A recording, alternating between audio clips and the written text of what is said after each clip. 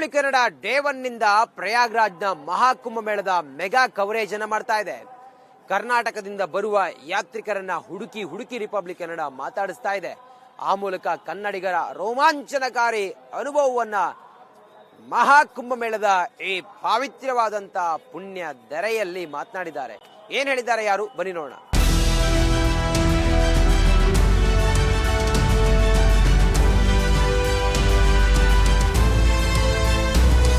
ದೇವಭೂಮಿ ಪ್ರಯಾಗ್ರಾಜ್ನಲ್ಲಿ ನಮ್ಮ 3 ಪೀಳಿಗೆಯೂ ಕೂಡ ನೋಡಲು ಅಸಾಧ್ಯವಾದಂತ ಮಹಾ ಕುಂಭಮೇಳದ ಆ ಸಂಭ್ರಮ ಸಡಗರ ಮೇಳೈಸ್ತಾ ಇದೆ. ಇನ್ನು ಉಳಿದಿರೋದು ಕೇವಲ 4 ದಿನಗಳ ಮಾತ್ರ. 4 ದಿನಗಳ ನಂತರ ಇಲ್ಲಿರುವಂತ ಎಷ್ಟು ಜನ ಇದ್ದಾರೆ, ಎಷ್ಟು ಜನರ ಜೀವನದಲ್ಲಿ ಮತ್ತೊಮ್ಮೆ ನೋಡಲು ಅಸಾಧ್ಯವಾದಂತ ಮಹಾ ಕುಂಭಮೇಳ. ಇವರ ಜೀವಂತಿಕೆಯೇ ಮುಂದಿನ ಮಹಾ ಕುಂಭಮೇಳಕ್ಕೆ ಇರೋದಿಲ್ಲ. ಹಾಗಾಗಿ ಕೋಟ್ಯಾಂತರ ಜನ ಆಗಮಿಸ್ತಾ ಇದ್ದಾರೆ. ಬೇರೆ ಬೇರೆ ದೇಶಗಳಿಂದ ಜನ ಬರ್ತಾ ಇದ್ದಾರೆ. ಕರ್ನಾಟಕದಿಂದ ಬರುವ ಯಾತ್ರಿಕರ ಸಂಖ್ಯೆಯು ಕೂಡ ವಿಪರೀತವಾಗಿ ಏರಿಕೆ ಆಗಿದೆ. ನೋಡಿ, ಇವರೆಲ್ಲರೂ ಕೂಡ ಕನ್ನಡಿಗರು, ದಕ್ಷಿಣ ಭಾರತದವರು, ನಮ್ಮ ಬಳ್ಳಾರಿಯವರು. ಅವ್ರು ಮಾತಾಡ್ಸೋಣ. ಮಹಾಕುಂಭ ಹೇಗಿದೆ ಅನ್ನೋದ್ರ ಬಗ್ಗೆ ಕೇಳೋಣ. ಸರ್, ಹೇಗಿದ್ದೀರಿ? ಹೇಗಿದೆ ಮಹಾಕುಂಭ? ಎಲ್ಲಿಂದ ಬಂದ್ರಿ? ನಮಸ್ಕಾರ. ಒಂದೇ ಕೃಷ್ಣಂ ಜಗದ್ಗುರು, ಸರ್ವಂ ಶ್ರೀಕೃಷ್ಣಾರ್ಪಣಮಸ್ತು. ಹರ್ ಹರ್ ಮಹಾದೇವ್, ಜೈ ಶ್ರೀರಾಮ್. ಮೊಟ್ಟ ಮೊದಲನೇದಾಗಿ ರಿಪಬ್ಲಿಕ್ ಕನ್ನಡ ಟಿವಿಗೆ ನಾನು ಭಕ್ತಿಪೂರ್ವಕವಾಗಿ ಅವ್ರಿಗೆ ಕೃತಜ್ಞತೆಯನ್ನು ಸಲ್ಲಿಸ್ತಾ ಇದ್ದೀನಿ. ಇವತ್ತಿನ ದಿನ 144 ವರ್ಷಗಳಿಗೆ ಒಮ್ಮೆ ನಡೀತಕ್ಕಂಥ ಈ ಮಹಾಕುಂಭ ಮೇಳ 2025ಕ್ಕೆ ಇಷ್ಟೆಲ್ಲ ಪ್ರಚಾರ ಸಿಕ್ಕಿದ್ದಕ್ಕೆ ಕಾರಣ ಕನ್ನಡದ ರಿಪಬ್ಲಿಕ್ ಟಿವಿ ಅಂತ ಹೇಳಿದ್ರೆ ಅದು ತಪ್ಪಾಗಲ್ಲ. ಬನ್ನಿ, ಇವತ್ತು ನಾನು ಬ್ರಾಹ್ಮಣಿ ಮುಹೂರ್ತದಲ್ಲಿ ನನ್ನ ಸ್ನೇಹಿತರ ಜೊತೆ ನಾನು ಪುಣ್ಯ ಸ್ನಾನವನ್ನು ಮಾಡೋದಕ್ಕೆ ಬೆಳಿಗ್ಗೆ 5 ಗಂಟೆಗೆ ಹೋಗಿದ್ದೀನಿ. ಅಲ್ಲಿ ಮಹಾಸಂಗಮ, ತ್ರಿವೇಣಿ ಸಂಗಮ, ಎಲ್ಲಿ ತ್ರಿವೇಣಿ ಸಂಗಮ ಆಗ್ತಾಳಲ್ಲ, ಅಲ್ಲಿಂದ ನಾವು ಸ್ನಾನ ಮಾಡಿಕೊಂಡು ಈಗ ತಾನೇ ಬಂದಿದ್ದೀವಿ. ಹಾಗೆ ಇವತ್ತಿನ ದಿನ 144 ವರ್ಷಗಳ ಹಿಂದೆ ಈ ಮಹಾಕುಂಭ ನಡೆದಿತ್ತು, ನಮ್ಗೆ ಗೊತ್ತಿಲ್ಲ. ಮುಂದೆ 144 ವರ್ಷಗಳ ನಂತರ ಆಗುತ್ತೆ, ಖಂಡಿತ ಆಗುತ್ತೆ, ಆದ್ರೆ ನಾವಿರಲ್ಲ. ಇಂತಹ ಪವಿತ್ರವಾಗಿರ್ತಕ್ಕಂಥ ಹಿಂದುತ್ವವನ್ನೇ ಪ್ರಶ್ನೆ ಮಾಡ್ತಾರೆ. ಏನು, ಗಂಗೆಯಲ್ಲಿ ಸ್ನಾನ ಮಾಡಿದ್ರೆ ಪಾಪ ಕಳೆಯುತ್ತಾ? ಗಂಗೆಯನ್ನು ಸ್ನಾನ ಮಾಡಿದ್ರೆ ಬಡತನ ನಿವಾರಣೆ ಆಗುತ್ತೆ ಅಂತ ಹೇಳ್ತಾರೆ. ನಾಚಿಕೆ ಆಗಬೇಕು, ನಾಚಿಕೆ ಆಗಬೇಕು. 65 ವರ್ಷಗಳ ಕಾಲ ನೀವು ಆಳಿದ್ದು, ನೀವು ಬಡತನವನ್ನು ನಿರ್ಮೂಲನೆ ಮಾಡೋಕ್ಕಾಗಿಲ್ಲ. ಇವತ್ತು 2014 ನಂತರ ಇಡೀ ಭಾರತ ವಿಶ್ವಗುರು ಆಗ್ತಾ ಇದೆ, ಜಗದ್ಗುರು ಆಗ್ತಾ ಇದೆ, ಪ್ರಪಂಚಕ್ಕೆ ಮಾರ್ಗದರ್ಶನವನ್ನು ಕೊಡ್ತಾ ಇದೆ. ಇದಕ್ಕೆ ಕಾರಣ ಸನಾತನ ಧರ್ಮ, ಹಿಂದೂ ಧರ್ಮ. ಇದರಲ್ಲಿ ಇಷ್ಟು ಪವರು, ಇಷ್ಟು ತಾಕತ್ತಿದೆ. ಜೈ ಸನಾತನ ಧರ್ಮ, ಜೈ ಹಿಂದೂ ಧರ್ಮ. ನೋಡಿ, ಇದು ಭಾರತದ ಗತ ವೈಭವ, ಭಾರತದ ಗತ ಪರಂಪರೆ. ಆ ಮೂಲಕ ಮಹಾ ಕುಂಭಮೇಳದಿಂದ ನಮ್ಮೊಳಗಿರುವಂತ ಸನಾತನಿ ಜಾಗೃತ ಆಗಿದೆ ಅನ್ನೋದನ್ನ ಹೇಳ್ತಾ ಇದ್ದಾರೆ. ಆ ಮೂಲಕ ಭಾರತ ಎಂದಿಗೂ ಕೂಡ ಹಿಂದೂ ರಾಷ್ಟ್ರವೇ. ಇದು ವಿಶ್ವಕ್ಕೆ ಒಂದು ಸಂದೇಶ, ಪ್ರಪಂಚಕ್ಕೆ ಒಂದು ಸಂದೇಶ ಅನ್ನೋದನ್ನ ಹೇಳ್ತಾ ಇದ್ದಾರೆ. ರಿಪಬ್ಲಿಕ್ ಕನ್ನಡ ಡೇ 1 ನಿಂದ ಪ್ರಯಾಗ್ರಾಜ್ನ ಮಹಾಕುಂಭ ಮೇಳದ ಮೆಗಾ ಕವರೇಜ್ ಅನ್ನ ಮಾಡ್ತಾ ಇದೆ. ಕರ್ನಾಟಕದಿಂದ ಬರುವ ಯಾತ್ರಿಕರನ್ನ ಹುಡುಕಿ ಹುಡುಕಿ ರಿಪಬ್ಲಿಕ್ ಕನ್ನಡ ಮಾತಾಡಿಸ್ತಾ ಇದೆ. ಆ ಮೂಲಕ ಕನ್ನಡಿಗರ ರೋಮಾಂಚನಕಾರಿ ಅನುಭವವನ್ನ ಮಹಾಕುಂಭ ಮೇಳದ ಈ ಪಾವಿತ್ರ್ಯವಾದಂತ ಪುಣ್ಯ ಧರೆಯಲ್ಲಿ ಮಾತನಾಡಿದ್ದಾರೆ. ಏನ್ ಹೇಳಿದ್ದಾರೆ ಯಾರು, ಬನ್ನಿ ನೋಡೋಣ.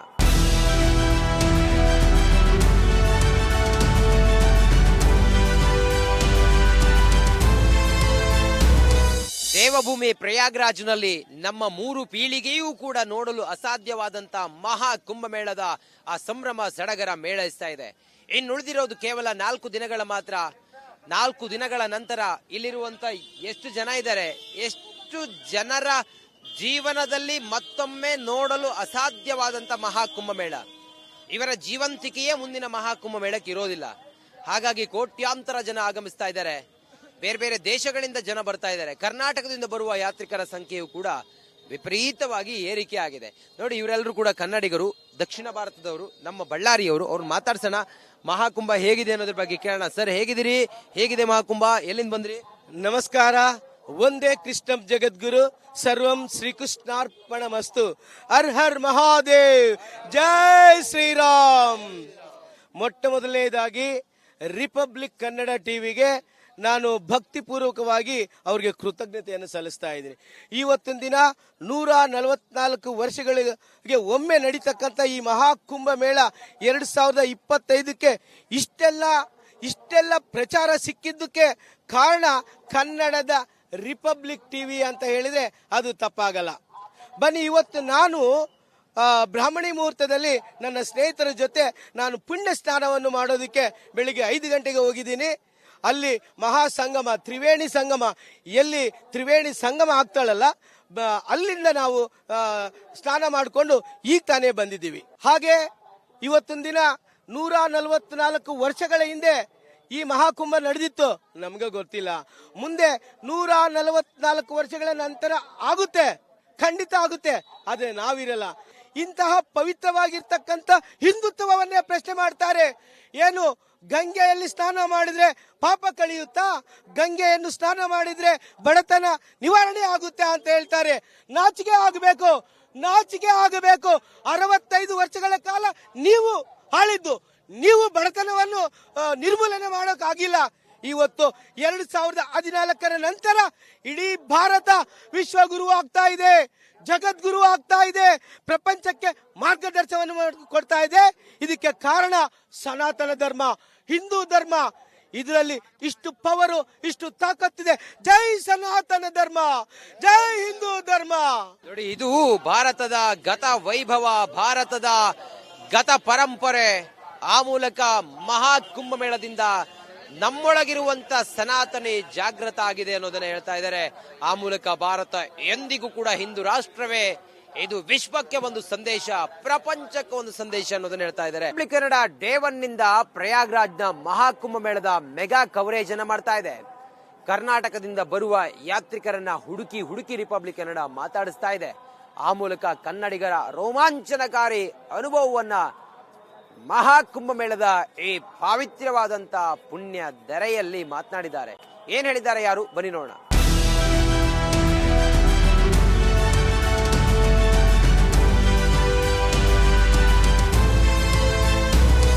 ದೇವಭೂಮಿ ಪ್ರಯಾಗ್ರಾಜ್ನಲ್ಲಿ ನಮ್ಮ 3 ಪೀಳಿಗೆಯೂ ಕೂಡ ನೋಡಲು ಅಸಾಧ್ಯವಾದಂತ ಮಹಾ ಕುಂಭಮೇಳದ ಆ ಸಂಭ್ರಮ ಸಡಗರ ಮೇಳೈಸ್ತಾ ಇದೆ. ಇನ್ನುಳಿದಿರೋದು ಕೇವಲ 4 ದಿನಗಳ ಮಾತ್ರ. 4 ದಿನಗಳ ನಂತರ ಇಲ್ಲಿರುವಂತ ಎಷ್ಟು ಜನ ಇದ್ದಾರೆ, ಎಷ್ಟು ಜನರ ಜೀವನದಲ್ಲಿ ಮತ್ತೊಮ್ಮೆ ನೋಡಲು ಅಸಾಧ್ಯವಾದಂತ ಮಹಾಕುಂಭಮೇಳ. ಇವರ ಜೀವಂತಿಕೆಯೇ ಮುಂದಿನ ಮಹಾಕುಂಭ ಮೇಳಕ್ಕೆ ಇರೋದಿಲ್ಲ. ಹಾಗಾಗಿ ಕೋಟ್ಯಾಂತರ ಜನ ಆಗಮಿಸ್ತಾ ಇದ್ದಾರೆ. ಬೇರೆ ಬೇರೆ ದೇಶಗಳಿಂದ ಜನ ಬರ್ತಾ ಇದ್ದಾರೆ. ಕರ್ನಾಟಕದಿಂದ ಬರುವ ಯಾತ್ರಿಕರ ಸಂಖ್ಯೆಯು ಕೂಡ ವಿಪರೀತವಾಗಿ ಏರಿಕೆ ಆಗಿದೆ. ನೋಡಿ, ಇವರೆಲ್ಲರೂ ಕೂಡ ಕನ್ನಡಿಗರು, ದಕ್ಷಿಣ ಭಾರತದವರು, ನಮ್ಮ ಬಳ್ಳಾರಿಯವರು. ಅವ್ರು ಮಾತಾಡ್ಸೋಣ.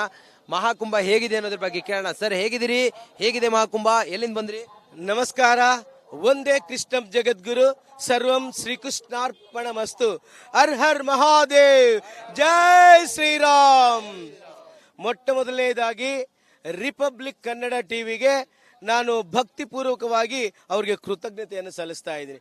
ಇವತ್ತಿನ ದಿನ 144 ವರ್ಷಗಳಿಗೆ ಒಮ್ಮೆ ನಡೀತಕ್ಕಂಥ ಈ ಮಹಾಕುಂಭ ಮೇಳ 2025ಕ್ಕೆ ಇಷ್ಟೆಲ್ಲ ಪ್ರಚಾರ ಸಿಕ್ಕಿದ್ದಕ್ಕೆ ಕಾರಣ ಕನ್ನಡದ ರಿಪಬ್ಲಿಕ್ ಟಿವಿ ಅಂತ ಹೇಳಿದ್ರೆ ಅದು ತಪ್ಪಾಗಲ್ಲ.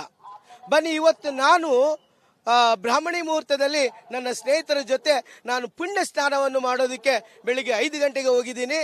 ಅಲ್ಲಿ ಮಹಾಸಂಗಮ, ತ್ರಿವೇಣಿ ಸಂಗಮ, ಎಲ್ಲಿ ತ್ರಿವೇಣಿ ಸಂಗಮ ಆಗ್ತಾಳಲ್ಲ, ಅಲ್ಲಿಂದ ನಾವು ಸ್ನಾನ ಮಾಡಿಕೊಂಡು ಈಗ ತಾನೇ ಬಂದಿದ್ದೀವಿ. ಹಾಗೆ ಇವತ್ತಿನ ದಿನ 144 ವರ್ಷಗಳ ಹಿಂದೆ ಈ ಮಹಾಕುಂಭ ನಡೆದಿತ್ತು, ನಮ್ಗೆ ಗೊತ್ತಿಲ್ಲ. ಮುಂದೆ 144 ವರ್ಷಗಳ ನಂತರ ಆಗುತ್ತೆ, ಖಂಡಿತ ಆಗುತ್ತೆ, ಆದ್ರೆ ನಾವಿರಲ್ಲ. ಇಂತಹ ಪವಿತ್ರವಾಗಿರ್ತಕ್ಕಂಥ ಹಿಂದುತ್ವವನ್ನೇ ಪ್ರಶ್ನೆ ಮಾಡ್ತಾರೆ. ಏನು, ಗಂಗೆಯಲ್ಲಿ ಸ್ನಾನ ಮಾಡಿದ್ರೆ ಪಾಪ ಕಳೆಯುತ್ತಾ, ಗಂಗೆಯನ್ನು ಸ್ನಾನ ಮಾಡಿದ್ರೆ ಬಡತನ ನಿವಾರಣೆ ಆಗುತ್ತೆ ಅಂತ ಹೇಳ್ತಾರೆ. ನಾಚಿಕೆ ಆಗಬೇಕು, ನಾಚಿಕೆ ಆಗಬೇಕು. 65 ವರ್ಷಗಳ ಕಾಲ ನೀವು ಆಳಿದ್ದು, ನೀವು ಬಡತನವನ್ನು ನಿರ್ಮೂಲನೆ ಮಾಡೋಕ್ಕಾಗಿಲ್ಲ. ಇವತ್ತು 2014 ನಂತರ ಇಡೀ ಭಾರತ ವಿಶ್ವಗುರು ಆಗ್ತಾ ಇದೆ, ಜಗದ್ಗುರು ಆಗ್ತಾ ಇದೆ, ಪ್ರಪಂಚಕ್ಕೆ ಮಾರ್ಗದರ್ಶನವನ್ನು ಕೊಡ್ತಾ ಇದೆ. ಇದಕ್ಕೆ ಕಾರಣ ಸನಾತನ ಧರ್ಮ, ಹಿಂದೂ ಧರ್ಮ. ಇದರಲ್ಲಿ ಇಷ್ಟು ಪವರು, ಇಷ್ಟು ತಾಕತ್ತಿದೆ. ಜೈ ಸನಾತನ ಧರ್ಮ, ಜೈ ಹಿಂದೂ ಧರ್ಮ.